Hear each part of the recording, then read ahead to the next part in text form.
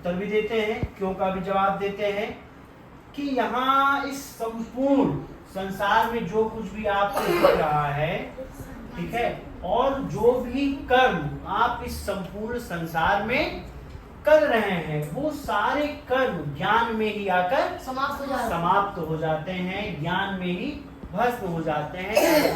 अगर आप उस परम पिता परमेश्वर को तत्व से समझते हैं, तो उसको तत्व से समझने के ज्ञान में समस्त कर्म शून्य हो जाते हैं। ठीक है, अगर आप उस परमात्मा को समझकर किसी भी प्रकार का कर्तव्य कर्म कर रहे हैं तो वो शून्य हो जाता है, समाप्त हो जाता है। किसको किसको समझ में आ गया?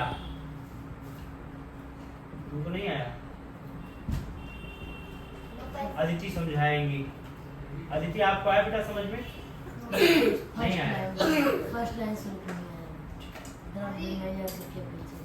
वर्षा समझाएंगी आप लोगों को। बेटा ध्यान से सुनो। हे परंतप अर्जुन, द्रव्यमय यज्ञ की अपेक्षा ज्ञानमय यज्ञ अत्यंत श्रेष्ठ। मतलब कि जो भी हम यज्ञ करते हैं उसकी अपेक्षा ज्ञान का जो यज्ञ वो श्रेष्ठ है।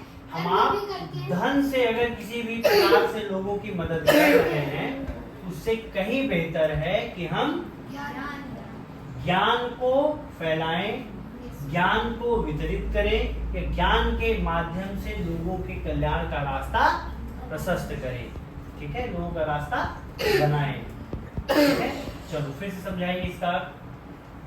हे परंतप अर्जुन, जो भी हम मतलब कि पैसों से किसी मदद करें, किसी भी चीज से जो हमारे पास है उससे हम यज्ञ मतलब मदद कर रहे हैं, यज्ञ कर रहे हैं, तो उससे बड़ा उसकी अपेक्षा में ज्ञान यज्ञ श्रेष्ठ है कि हम ज्ञान को अर्जित करें फिर उसको फैलाएं, वो मतलब श्रेष्ठ है।